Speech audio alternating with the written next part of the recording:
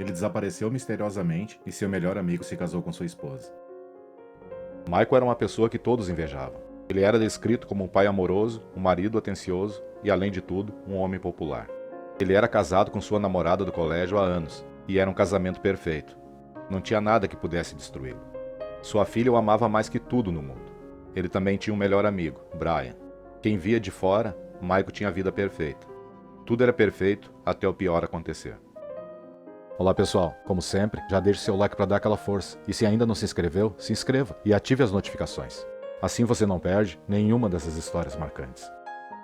Para contarmos essa história, vamos voltar no tempo, até dezembro do ano 2000 em Tallahassee, Flórida, nos Estados Unidos.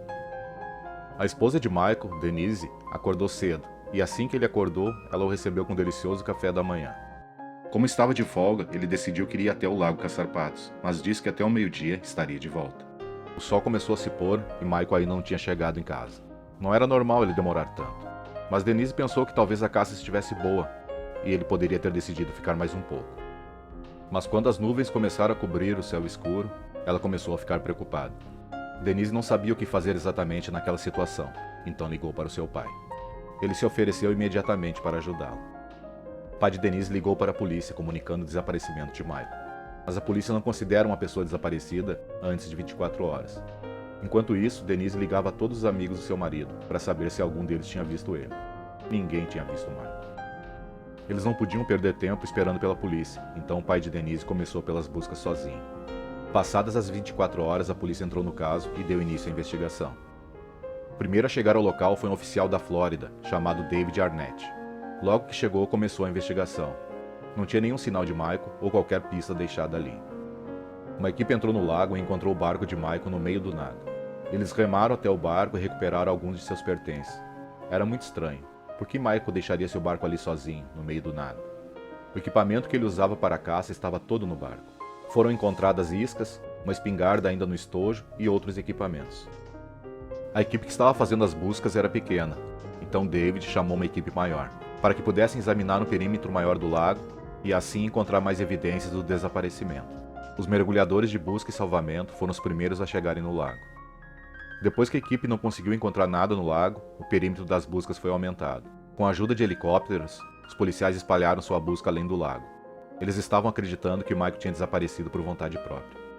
Conforme o tempo foi passando, a equipe de busca foi diminuindo. Já tinha passado meses e Michael continuava desaparecido.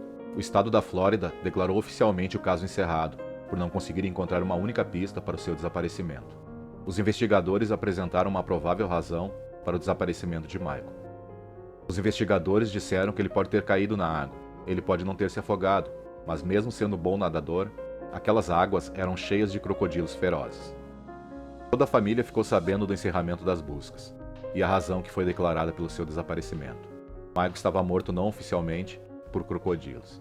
Denise teve que aceitar a morte de seu marido no dia do seu aniversário de casamento. Denise tinha aceitado a notícia que seu marido estava morto e iria seguir com sua vida.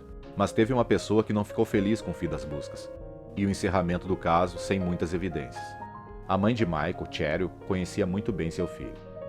Michael tinha anos de experiência em caça e pesca, e ele não desistiria mesmo se estivesse na boca de um crocodilo. Ele conhecia muito bem as águas.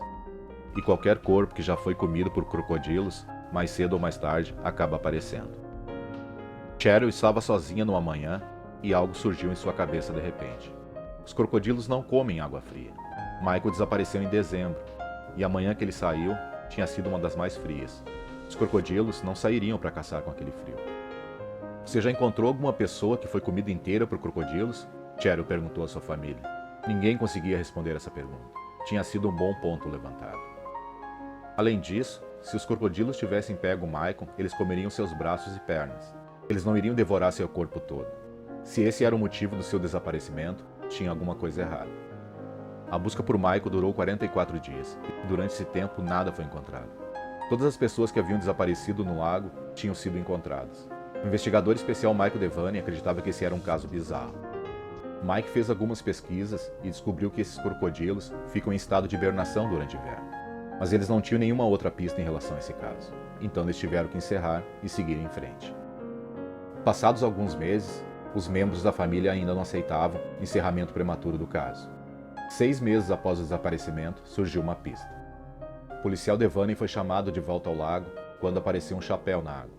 Se algum item tiver que emergir da água, isso acontecerá nos primeiros 10 dias, e não 6 meses depois. O barco tinha sido retirado da água, mas de uma forma inexplicável, o chapéu apareceu perto do mesmo local onde o barco estava. Este caso estava ficando cada vez mais estranho. A polícia queria ter certeza que aquele era o chapéu de Michael. Então eles o levaram para o melhor amigo dele para identificação. Brian Winchester era o melhor amigo de Michael há muitos anos. E se alguém pudesse reconhecer seu chapéu de caçador, seria ele. Brian deu uma boa olhada no chapéu e disse que parecia ser do amigo, mas não tinha certeza. Por causa da declaração de Brian, a polícia teve que fazer um exame de DNA no chapéu. Mas infelizmente, os resultados foram inconclusivos. As suspeitas do detetive Devane estavam explodindo em sua cabeça. Ele não iria desistir do caso ainda. A polícia reabriu o caso e enviou uma equipe ao lago. Pediram para um pescador local para que percorresse o lago em busca de qualquer coisa suspeita. Ficaram surpresos ao saberem que tinha pistas esperando por eles no lago. Outros pescadores começaram a ajudar na busca e acabaram encontrando sua jaqueta de caça. E logo depois encontraram sua licença de caça. Mas como a polícia não encontrou esses itens nas primeiras buscas? Como esses itens iriam aparecer aleatoriamente depois de 6 meses do desaparecimento de Michael? Para somar a essas descobertas bizarras, os pescadores encontraram também sua lanterna. Tinha algo de muito suspeito nessas descobertas. A lanterna ainda estava funcionando e a licença ainda estava legível. Enquanto isso, Cheryl continuava a busca por seu filho. Todos poderiam desistir, mas ela não. Sendo mãe, ela não suportava ouvir que era para desistir. Além de postar vários anúncios, ela andava pelas ruas com um cartaz de desaparecido com a foto de seu filho. E a esposa de Michael, Denise? Ela procurou seu marido depois do desaparecimento ou logo se conformou com tudo e seguiu a vida? Algumas pessoas diziam que ela tinha ficado muito abatida com tudo o que aconteceu. Se alguém desaparece no estado da Flórida, é preciso esperar 5 anos para que sua morte seja declarada oficialmente. Foi estranho quando Denise pediu ao estado que declarasse a morte de seu marido 6 meses após o ocorrido. Era um pedido incomum, e para aumentar a suspeita, ela pediu também uma certidão de óbito. Denise nem se deu ao trabalho de avisar a mãe de Michael sobre o pedido. Porém, o estado exige evidências que comprovem a morte de uma pessoa. Será que não era muito cedo para a esposa acreditar que o marido estivesse morto? Cheryl estava convencida que Denise estava envolvida no desaparecimento de seu filho. Ela não se baseou só no fato dela pedir uma certidão de óbito, mas por Denise cortá-la de todas as comunicações. Cheryl já tinha perdido muito na vida para perder também sua única neta. Até aquele momento, haviam mais perguntas do que respostas. Por que Denise de repente iria ficar contra sua sogra? E por que ela tinha tanta pressa em obter uma certidão de óbito? Cheryl tinha perdido seu marido e seu único filho. Não era hora de ficar quieta. Ela se encontrou com Denise e, olhando a nora nos olhos, perguntou: se sua filha desaparecesse, você reagiria da mesma forma que está agindo, supondo que Michael está morto? Denise ficou surpresa com a pergunta. Sua reação foi gritar com a sogra, dizendo para ela se afastar e nunca mais cruzar o seu caminho. Ela não queria ouvir falar o nome de Michael nunca mais. As teorias de Cheryl estavam se confirmando. Denise estava envolvida no desaparecimento de seu filho. Denise não estava sofrendo. Sua única preocupação era conseguir o atestado de óbito. Apareceu mais uma pista para juntar as peças.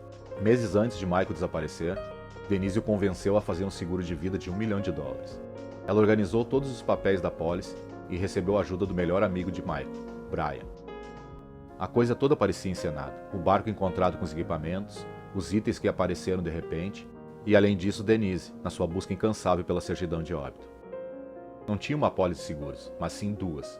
Provavelmente Michael nem soubesse dessa segunda pólice, feita por sua esposa. Embora tenha pedido a certidão de óbito, não significava que seria emitida pelo Estado. Já faziam 4 anos do desaparecimento de Michael e uma investigação foi aberta a pedido da mãe dele. Se não fosse por Cheryl, o caso não seria aberto novamente.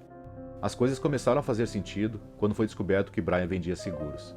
Ele tinha convencido Denise a fazer um para Michael. Ele provavelmente não sabia da existência desse seguro. Como Denise era a beneficiária, todas as suspeitas estavam direcionadas a ela.